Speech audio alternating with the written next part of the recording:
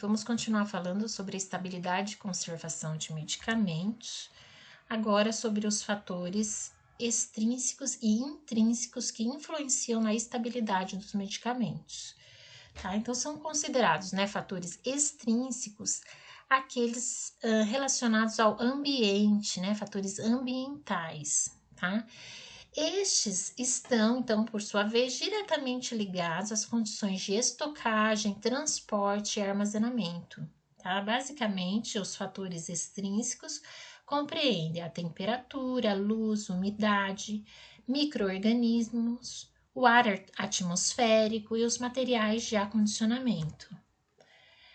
Bem, o efeito da temperatura, né, principalmente na estabilidade física, tá, de algumas formas farmacêuticas, principalmente emulsões, soluções, suspensões, supositório e outras, tá? Então, a temperatura ela influencia na viscosidade, né, de emulsões, soluções, né, de semissólidos.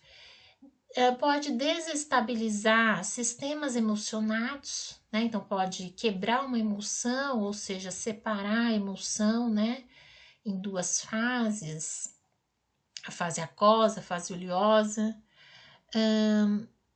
e também de suspensões, tá? Pode desestabilizar suspensões. Tá? Pode também acontecer uma recristalização, então, por exemplo, aumento da temperatura pode evaporar, né, solventes que sejam mais voláteis, fazendo com que diminua a solubilidade daquele soluto numa solução, pode acontecer precipitações. Bom, em geral, então, a temperatura, ela influencia, né, principalmente na estabilidade física, tá? Com relação à estabilidade química, o que a temperatura pode influenciar é na velocidade das reações de decomposição, de degradação, tá? Principalmente das reações de hidrólise e algumas reações de oxidação. O farmacêutico ele tem que estar atento também que baixas temperaturas podem causar aumento de viscosidade em alguns fármacos líquidos, né, alguns medicamentos líquidos, alguns medicamentos oleosos. Eu posso ter inclusive precipitações, recristalizações, né? Eu posso ter um fármaco ficar mais insolúvel naquele solvente a frio, né? Eu posso ter supersaturação também de soluções, tá? Bom, a temperatura, então, como que eu posso proteger, né? O produto de altas temperaturas, né? De calor excessivo.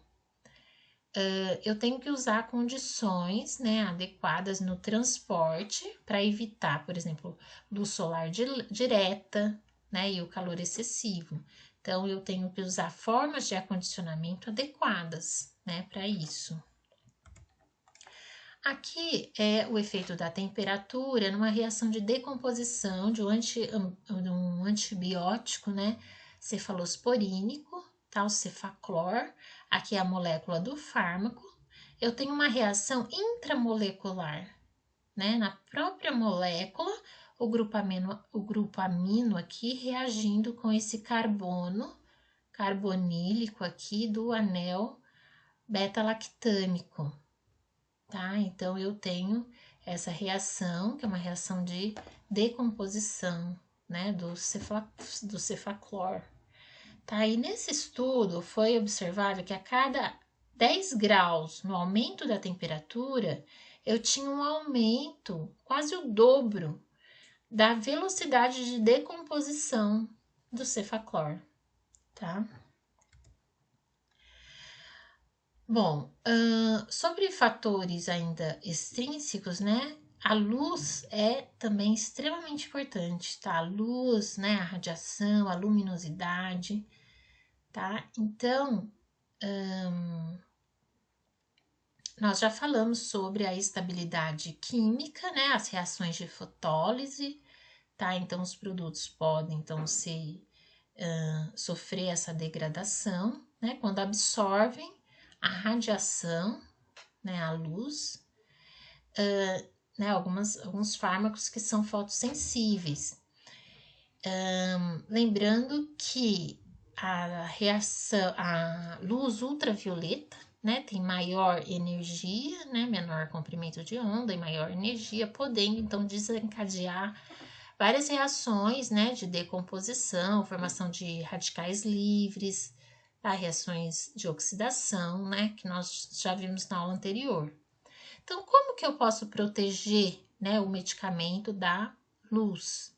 Eu tenho que usar material de acondicionamento fotoprotetores, né? Então, eu tenho, por exemplo, materiais de plástico que eles contêm, né, no material, eu tenho sempre o plástico, o polímero, mais aditivos, né? Então, eu posso ter aditivos que são estabilizadores de UV, tá? Então, o material plástico, ele contém um protetor, um fotoprotetor, tá? Eu posso usar também materiais, né, frascos opacos ou âmbar. Eu posso usar blister de alumínio e alumínio, né, que também protegem da radiação. E a manipulação de produtos fotossensíveis devem ser a baixa luz. Aqui também uma reação que envolve então a luz, né, a radiação, uma reação de isomerização trans-cis do ácido cinâmico, né? Então eu tenho aqui o isômero trans, tá? Observem aqui o hidrogênio, né, no plano superior, aqui o outro hidrogênio no plano inferior, né? E aqui sendo a forma trans, e aqui o isômero cis, tá? Os dois hidrogênios aqui do mesmo lado, né? Uma outra reação é uma reação de redução da menadiona, tá? Então, eu tenho aqui, ó, a carbonila, né? C-O, e agora aqui eu tenho a hidroxila, tá? Então, uma reação de redução mediada aí pela luz, né? Que foi desencadeada pela luz. Bom, a umidade também é um fator ambiental extremamente importante, né? Ela pode promover reações de hidrólise, né? Acelerando a degradação de fármacos, né? Na aula passada, sobre a estabilidade química também, nós falamos da reação de hidrólise. O ácido acetilsalicílico, né? Muito sensível a esse tipo de reação.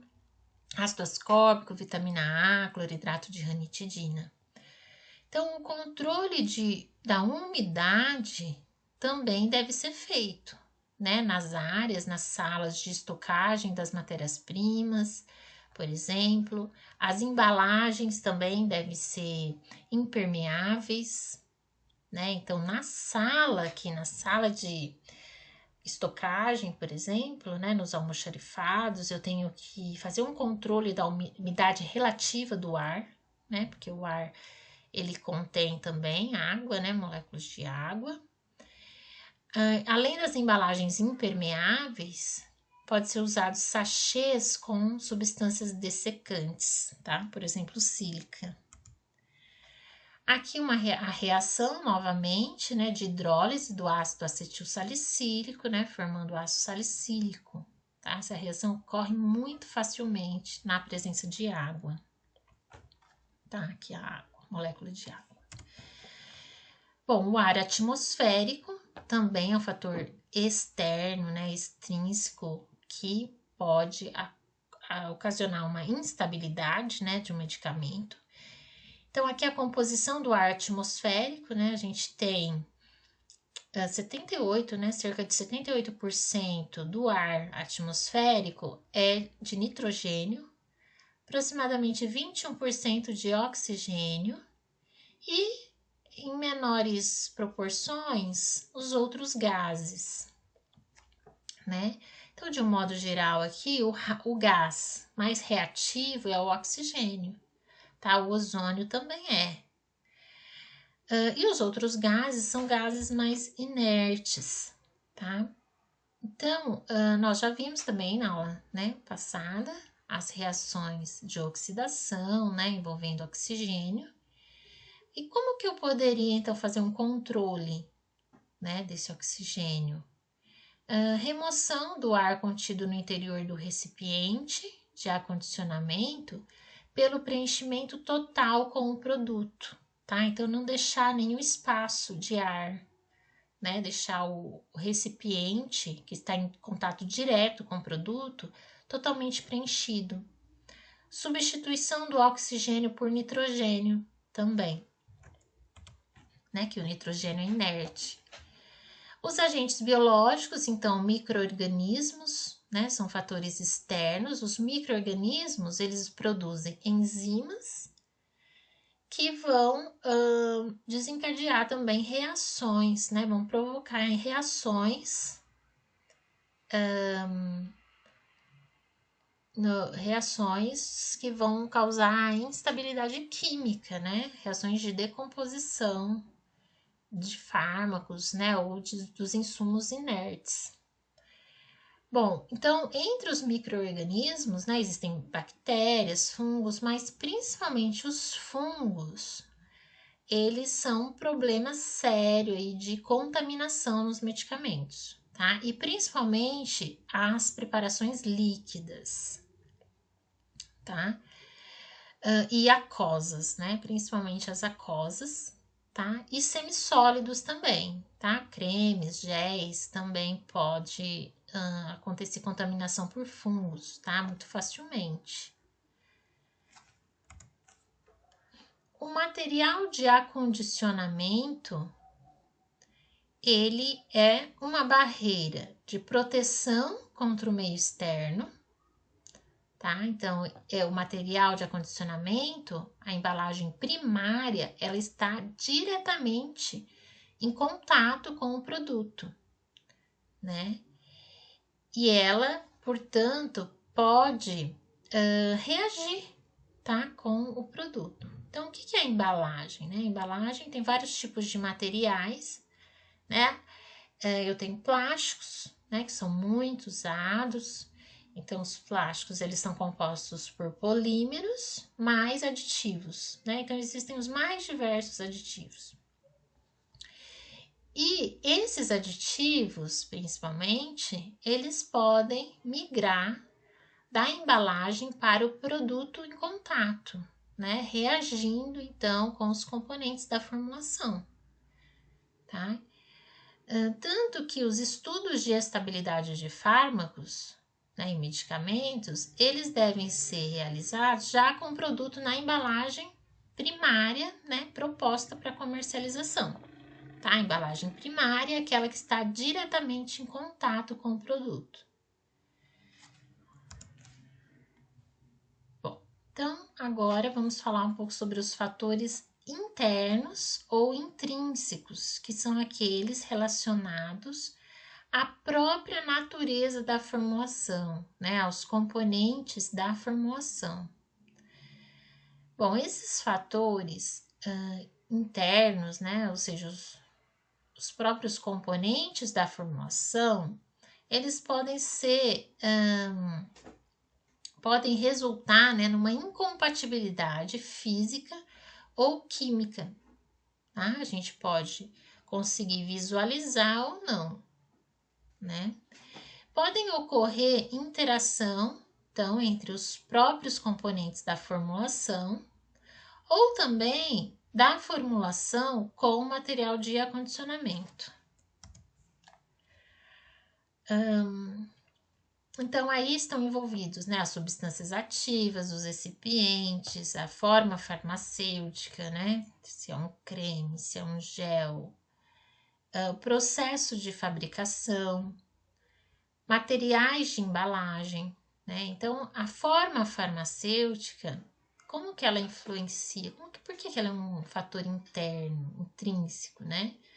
Então, ela tem a sua própria forma farmacêutica, como, por exemplo, eu tenho as formas farmacêuticas sólidas, comprimidos, cápsulas. De um modo geral, essas formas farmacêuticas sólidas, elas têm menos, elas são mais estáveis, né, do que as formas farmacêuticas líquidas e semissólidas, tá? Mas uma forma farmacêutica sólida, eu posso ter também compatibilidade, por exemplo, entre o fármaco e os recipientes, tá? Então, o que é incompatibilidade, né? Então, eu vou ter a reação do fármaco com um ou mais recipientes do medicamento e isso vai comprometer a estabilidade do produto. O pH é um fator capaz de acelerar ou diminuir a velocidade de reações, né? Pois as principais reações envolvidas na degradação, decomposição do medicamento depende do pH, tá? Então, nós falamos também um pouco sobre isso na aula passada, da estabilidade química, né? Então, muitas reações, elas vão acontecer numa faixa de pH ideal, né?